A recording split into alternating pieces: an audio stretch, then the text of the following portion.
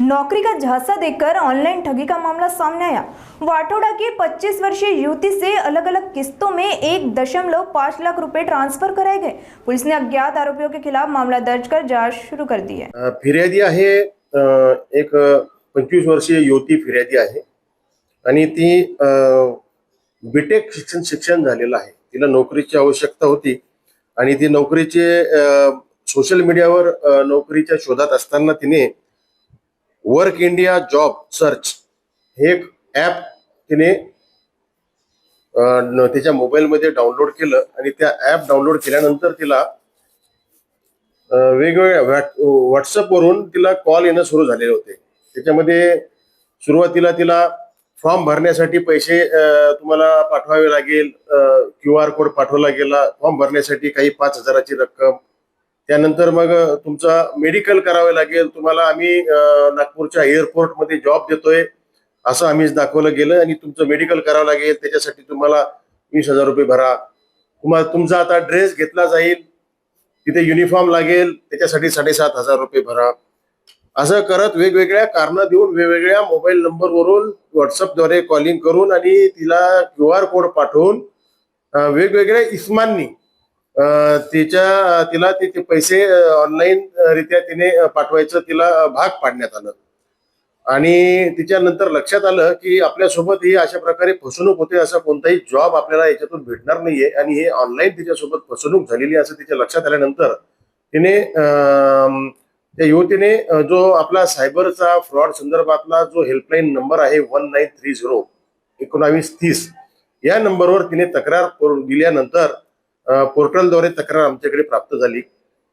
तक्रारीचे माननीय पोलीस आयुक्त साहेब यांनी नुकतंच जी गुन्हे आढावा बैठक झाली त्यामध्ये आम्हाला सूचना दिलेल्या आहेत की अशा प्रकारच्या ज्या तक्रारी आहेत त्या तक्रारदारांना पोलीस स्टेशनला बोलावून घ्यायचं आणि त्यांच्या समस्या जाणून घेऊन तात्काळ गुन्हा दाखल करायचा आणि त्या गुन्ह्या संदर्भात दखल घेऊन तात्काळ पुढे तपास सुरू करण्याबाबत आम्हाला सक्त आदेश असल्यामुळे आम्ही त्या युवतीला पोलीस स्टेशनला बोलून घेऊन तिची तक्रार रितसर घेतलेली आहे आणि त्यामध्ये तिचा एकूण 1,05,670 रुपयाचा फसवणूक झाल्याचे समोर आलेले आहेत।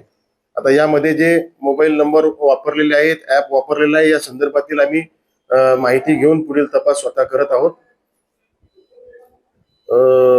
परंतु याच्यामध्ये महत्वाचं असं की हे उच्च शिक्षित जे असतात मुलं आणि ते सुद्धा या सायबर फ्रॉडच्या याच्यामध्ये फसले जात आहेत, ही दुर्दैवाची बाब आहे। आपण सर्वांनी सतर्क राहिलं पाहिजे।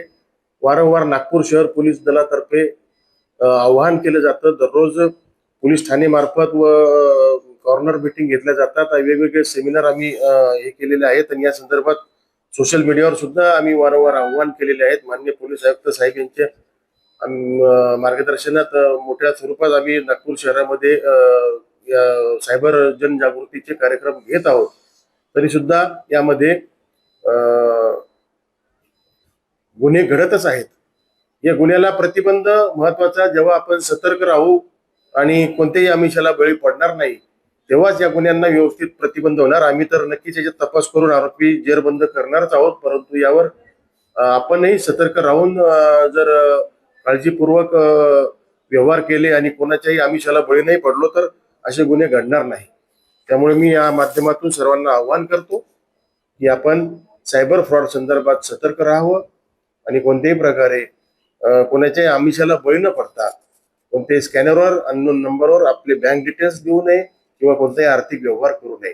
कोणालाही शंका वाटली किंवा खात्री करायची असल्यास पोलीस स्टेशनला येऊन जवळचं जे कोणतं पोलीस स्टेशन आहे त्या ठिकाणी येऊन आपण सांगू शकता की मला असं असं आहे आणि या संदर्भात कॉल आलेला आहे, मी करू किंवा नको करू। जर समजलं नाही तर आम्ही नक्कीच तुम्हाला मार्गदर्शन करू आणि खात्री करू की फ्रॉड होतोय किंवा कसे।